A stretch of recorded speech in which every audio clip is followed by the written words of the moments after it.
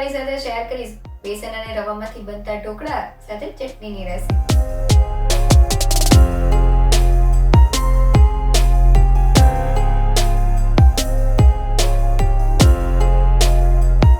તો કોઈ પણ જાતના મેજરિંગ કપના ઉપયોગ વગર આજે આપણે ઘરમાં રહેલી વાટકીના માપથી ઢોકળાનું પરફેક્ટ બેટર બનાવશું અને ઢોકળાને ઘરની રેગ્યુલર કઢાઈમાં એકદમ ફટાફટ સ્ટીમ કરશું।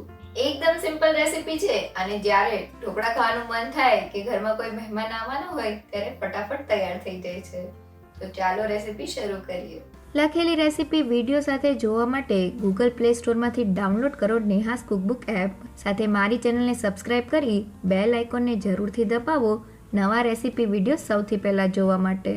ટેસ્ટી અને ઝટપટ બની જતા ઢોકળા બનાવવા માટે મેં અહીંયા 1 વાટકી જેટલો ચણાનો લોટ લીધેલો છે।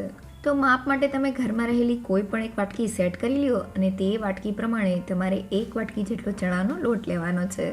સાથે તે જ વાટકીના માપથી મેં 1 વાટકી જેટલો ઝીણો રવો લીધેલો છે। જો ઘરમાં જાડો રવો હોય તો તેને મિક્સર જારમાં પીસીને આ રીતનો ઝીણો કરી લેજો। તો જેને એકદમ સહેલુંમાં વાટકીના માપથી મેં ચણાનો લોટ અને રવો સરખા પ્રમાણમાં અને 1 વાટકી જેટલો લીધેલો છે। હવે તેમાં 1 પિંચ જેટલી હિંગ, સ્વાદ પ્રમાણે મીઠું અને મેં અહીંયા 1/8 સ્પૂન એટલે કે 1 પિંચ જેટલી હળદર પાવડર લીધેલો છે। સાથે ઢોકળાને ખાટો મીઠો સ્વાદ દેવા માટે મેં અહીંયા 1 મોટી ચમચી જેટલી દળેલી ખાંડ લીધેલી છે। તો દળેલી ખાંડ ઢોકળાના બેટરમાં એકદમ ફટાફટ મેલ્ટ થઈ જાય છે। અહીંયા તમે આખી ખાંડ પણ લઈ શકો છો। સાથે 1 ચમચી જેટલી આદુની પેસ્ટ અને મેં અહીંયા 2 લીલા મરચાંની પેસ્ટ કરી લીધેલી છે। લીલા મરચાંનું પ્રમાણ તમે તમારા ટેસ્ટ પ્રમાણે વધુ કે ઓછું કરી શકો છો। સાથે મેં 1 વાટકી જેટલું ખાટું દહીં લીધેલું છે। અહીંયા તમે દહીંની જગ્યાએ છાશનો ઉપયોગ પણ કરી શકો છો। તો જેને એકદમ સહેલુંમાં જે વાટકીથી આપણે બેસન અને રવો લીધેલો છે તે વાટકીના માપથી આપણે 1 વાટકી જેટલું ખાટું દહીં લીધેલું છે। અહીંયા દહીં તમારે થોડું ખટાશવાળું લેવું જેથી ઢોકળાનો સ્વાદ એકદમ સરસ લાગે। અને હવે તે જ વાટકીના માપથી થોડું પાણી એડ કરતા જઈને આપણે ઢોકળાનું થીક અને ચમચીમાંથી પડે તેવું બેટર બનાવી લઈએ। તો આપણું ઢોકળાનું બેટર તૈયાર થઈ ગયું છે અને તે આ રીતના ચમચામાંથી રિબનની જેમ પડે તેવું થીક અને પોરિંગ કન્સિસ્ટન્સી વાળું છે। તો આ રીતનું બેટર તૈયાર કરવામાં મારી 1 વાટકીમાં ફક્ત 1 મોટી ચમચી જેટલું જ પાણી વધેલું છે। તો હવે તૈયાર થયેલા બેટરને આ રીતના વિસ્કરની મદદથી એક જ ડાયરેક્શનમાં એકદમ સારી રીતે ફેટી લઈએ। તો ઢોકળાના બેટરને ફેટવાથી તેમાં હવાના કણ ભરાય છે અને આપણા ઢોકળા એકદમ જાળીદાર અને સોફ્ટ બને છે। તો બેટરને ફેટતા લગભગ 4 થી 5 મિનિટ જેવું થઈ ગયું છે અને તમે બાજુની સ્ક્રીનમાં જોઈ શકો છો કે બેટરનો કલર પહેલાં કરતાં બદલાઈ ગયો છે। સાથે તે એકદમ સારી રીતે ફેટાઈને ફ્લફી થઈ ગયું છે। તો હવે બેટરમાં 1 મોટી ચમચી જેટલું તેલ એડ કરીને તેને સારી રીતે મિક્સ કરી લઈએ। તો ઢોકળાના બેટરમાં થોડું તેલ એડ કરવાથી ઢોકળા ઠંડા થયા પછી પણ એકદમ સોફ્ટ અને મોઇસ્ટ રહે છે। તો હવે તૈયાર થયેલા બેટરને ઢાંકીને 20 થી 25 મિનિટ માટેનો રેસ્ટ આપી દઈએ જેથી તેમાં એડ થયેલો રવો એકદમ સારી રીતે ફૂલી જાય। તો આપણું બેટર રેસ્ટ કરે છે ત્યાં સુધી ઢોકળાને બનાવવા માટે મેં અહીંયા કડાઈમાં 2 કપ જેટલું પાણી ગરમ કરવા માટે રાખેલું છે। અહીંયા તમે કડાઈની જગ્યાએ સ્ટીમરનો ઉપયોગ પણ કરી શકો છો। હવે તેના સેન્ટરમાં આ રીતના કાંઠાને રાખી દઈએ અને ઢાંકણ બંધ કરીને પાણીને 5 મિનિટ માટે ગરમ કરી લઈએ। તો ઢોકળા બનાવતા પહેલાં સ્ટીમર કે કડાઈમાં પાણીને થોડીવાર ગરમ કરવાથી ઢોકળા એકદમ ફૂલેલા અને પરફેક્ટ બને છે। તો લગભગ 20 થી 25 મિનિટ જેવું થઈ ગયું છે અને બેટરને જોઈએ તો બેટરમાં એડ થયેલો રવો એકદમ સારી રીતે ફૂલી ગયો છે અને બેટરની કન્સિસ્ટન્સી આ રીતના ચમચામાંથી પડે તેવી પોરિંગ જ છે। જો આ સમયે તમારું બેટર થોડું પણ થીક લાગતું હોય તો થોડું પાણી એડ કરીને બેટરને આ રીતનું પરફેક્ટ કરી લેજો। તો હવે તૈયાર થયેલા બેટરમાંથી ઢોકળા બનાવવા માટે મેં અહીંયા 1 પેકેટ રેગ્યુલર ફ્લેવરનો ઈનો લીધેલો છે। તમે તેની જગ્યાએ બેકિંગ સોડાનો ઉપયોગ પણ કરી શકો છો પણ ઈનોથી વધુ સારું રિઝલ્ટ આવે છે। તો હવે 1 ચમચી જેટલો ઈનો બેટરમાં એડ કરી દઈએ। તો ઈનોને એક્ટિવેટ કરવા માટે થોડું પાણી એડ કરીને બેટરને આ રીતના એક જ ડાયરેક્શનમાં ફેરવતા જઈએ। તો આપણું બેટર એકદમ સારી રીતે ફૂલી ગયું છે। તો હવે ઢોકળા બનાવવા માટે મેં અહીંયા થાળીને થોડા તેલથી ગ્રીસ કરી લીધેલી છે।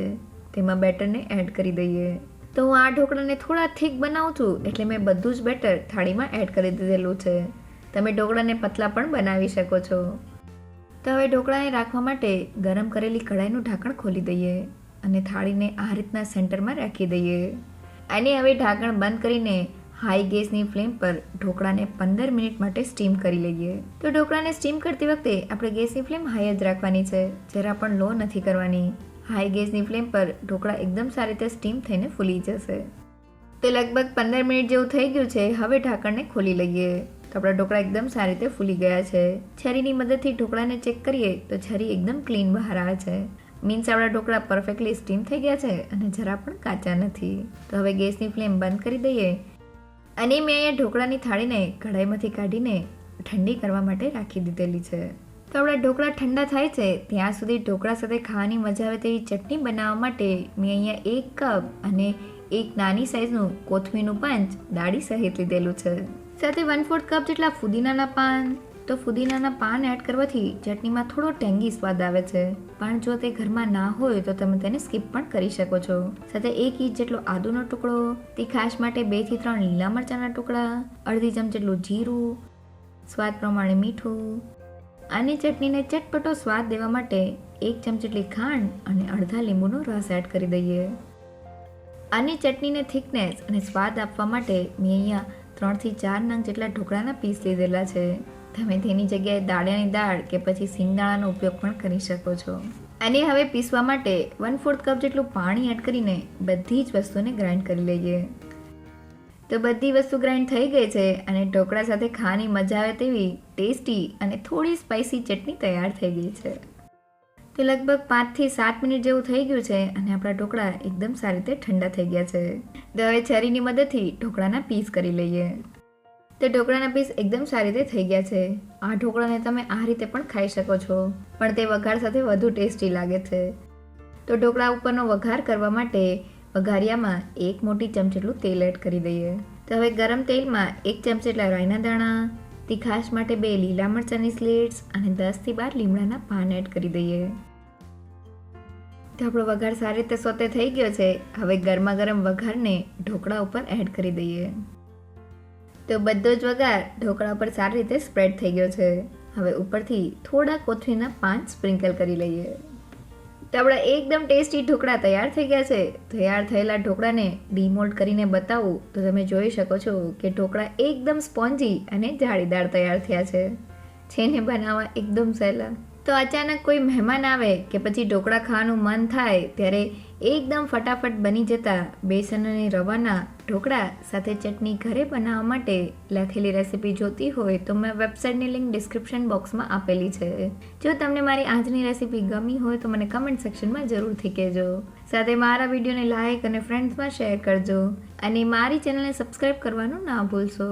તો ફરી મળીએ એક નવી રેસીપી સાથે.